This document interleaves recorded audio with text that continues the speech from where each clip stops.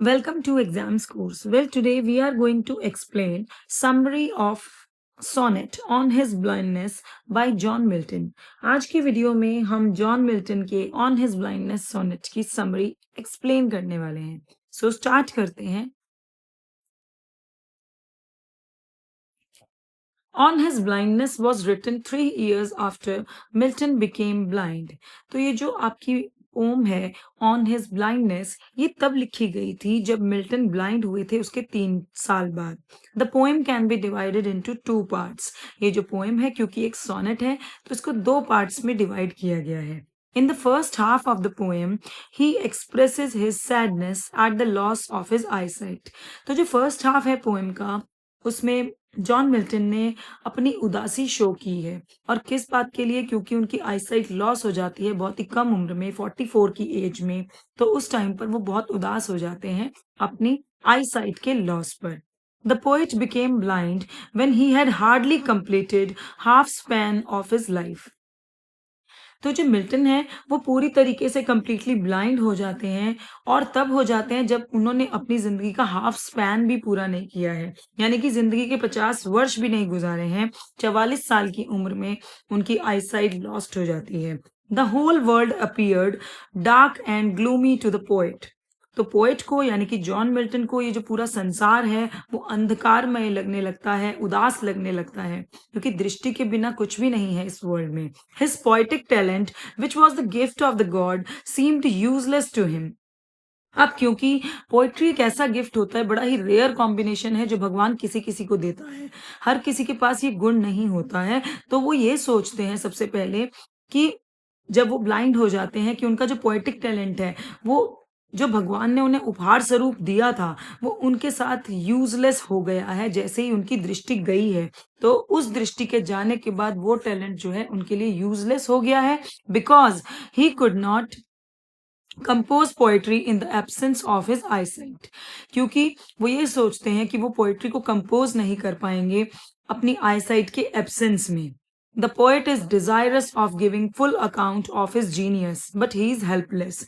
तो वो ये चाहते हैं कि वो ईश्वर की पूर्ण तरीके से सेवा करें. यानी कि जो टैलेंट उनको ईश्वर ने दिया है वो उसको अच्छे से यूटिलाइज करें ताकि जब वो भगवान के सामने जब कयामत का दिन आए वो पेश हुए और अपना अकाउंट पेश करें उनके आगे, तो ईश्वर उन्हें ये कह सके कि मैंने जो तुम्हें टैलेंट दिया था उसका तुमने अच्छे से उपयोग किया है. तो पोएट की यही आशा है कि वो अपनी जिंदगी में पूरी सर्विस करना चाहता है, अच्छे से अपने टैलेंट को यूज करना चाहता है, लेकिन वो आईसाइट लॉस होने के बाद हेल्पलेस हो जाता है. The poet suffers dejection in his soul as the god has rendered him blind. अब पोएट जो है वो डिजेक्शन सफर करते हैं, यानी कि उनकी जिंदगी में उदासी आ जाती है, उनकी आत्मा तक उदास हो जाती है क्योंकि भगवान ने उन्हें बना दिया है. The poet ask whether God requires full work from a man who has been deprived of his eyesight but immediately he hears the inner voice of patience. तो इस सोनेट में जो पोएट है वो ये अपने आप ही ईश्वर से पूछते हैं कि क्या भगवान एक ऐसे आदमी से फुल वर्क की एक्सपेक्टेशन करता है जिससे उसकी दृष्टि छीन ली गई है. यानी कि वो खुद ही ये प्रश्न उठाते हैं कि जिस ईश्वर ने उनकी दृष्टि को छीन लिया है क्या ईश्वर उससे फुल सर्विस की एक्सपेक्टेशन रखते हैं.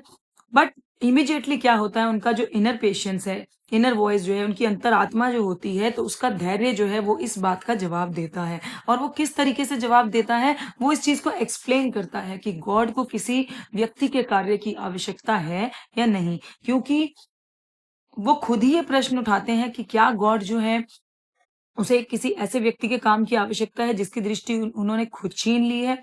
तो यहाँ पर उनकी जो इनर वॉइस ऑफ पेशेंस है, यानी कि धैर्य की जो वॉइस है, वो आंसर देती है इस बात का. Thus, the first half of the poem reflects the poet's mood of sadness and murmuring. तो जो पहला हाफ है पोएम का उसमें पोएट का मूड जो है वो सैडनेस का रहा है, मर्मरिंग का रहा है. यानी कि अगर आप फर्स्ट हाफ देखें, शुरुआत की जो बिगिनिंग की 8 लाइंस होती हैं, ऑक्टेव है, उसमें पोएट की उदासी शो होती है और मर्मरिंग यानी कि उनका बड़बड़ाना, क्योंकि वो बहुत ज्यादा उदास हो जाते हैं और सैड हो जाते हैं अपनी आईसाइट के लॉस होने पर. However, the second part of the poem expresses Milton's undiminished faith in God's justice. लेकिन अगर आप सेकंड पार्ट यानी कि जो सस्टेट वाला पार्ट है, जो कंक्लूडिंग 6 लाइन्स हैं इस सोनेट की, वो पढ़ेंगे तो उसमें हमें मिल्टन का ना खत्म होने वाला फेथ जो गॉड के लिए है, वो हमें पता लगता है। क्योंकि उन 6 लाइन्स में, कंक्लूडिंग 6 लाइन्स में उन्होंने हर चीज़ का आंसर दिया है कि गॉड वाक़ई में इंसान से चाहता क्या है। जब उनका पेशेंस जवाब देता है उनके प्रश्नों का, patience consoles the poet saying God does not need anyone's work. उनका जो धैर्य है वो ये जवाब देता है कवि को, जॉन मिल्टन को, कि जो ईश्वर है उसे किसी भी व्यक्ति के कार्य की आवश्यकता नहीं है। He only want complete faith in him. उन्हें ना तो किसी के उपहारों की आवश्यकता है जो हम उन्हें चढ़ाते हैं या उन्हें देते हैं। उन्हें केवल ये चाहिए कि इंसान उन पर विश्वास करे, ईश्वर पर विश्वास करे। God does not depend upon the man's services. एक तरीके से जो ईश्वर है वो कभी भी इंसान की सर्विसेज़ पर डिपेंड नहीं करता, निर्भर नहीं करता। Thousands of angels are at his command. ईश्वर जो है उसकी स्थिति जो है, अवस्था जो है वो एक राजा की तरह है। तो हज़ारों देवदूत जो हैं वो उसके कमांड पर रहते हैं, यानी कि उनकी आज्ञा का इंतज़ार करते हैं। And they always carry out his order over land and ocean. Land और ओशियन पर ऐसे बहुत से देवदूत हैं जो भगवान के ऑर्डर का इंतजार कर रहे हैं कि कब वो ऑर्डर दें और वो उसको पूरा करें। The people who bear their sufferings and responsibilities are also God's good servant. यहाँ पर मिल्टन ने ये कहा है कि वे व्यक्ति जो अपनी रिस्पॉन्सिबिलिटीज अच्छे से निभाते हैं और साथ ही ईश्वर से कोई कंप्लेंट नहीं करते, उनका विरोध नहीं करते, वो ही ईश्वर के सबसे अच्छे सर्वेंट्स माने जाते हैं। The sonnet teaches us to be content with our lot in life and also that it is man's duty to stand in readiness to serve God without any complaint और प्रोटेस्ट। ये sonnet हमें ये बताता है, हमें ये सीख देता है कि हमें कंटेंट रहना चाहिए, हमें सैटिस्फाइड रहना चाहिए, संतुष्ट रहना चाहिए अपने जीवन में, और साथ ही ये व्यक्ति का कर्तव्य है कि वो गॉड को सर्व करने के लिए रेडी रहे, हमेशा गॉड को सर्व करने के लिए रेडी रहे, उनसे कोई कंप्लेन ना करे। अगर उसके साथ कोई बुरा भी हो जाए तो उस चीज के लिए उसे कभी कंप्लेन ना करे, विद्रोह ना करे, बिना किसी कंप्लेन के, बिना किसी प्रोटेस्ट के वो अपनी ड्यूटीज को निभाता रहे। तो ईश्वर यही एक्सपेक्टेशन रखता है गॉड से। ये हमारी समरी है ऑन हिज ब्लाइंडनेस पोएम की। नेक्स्ट वीडियो में हम इसके कुछ फेमस कोट्स लेकर के आएंगे। Thanks for watching the video.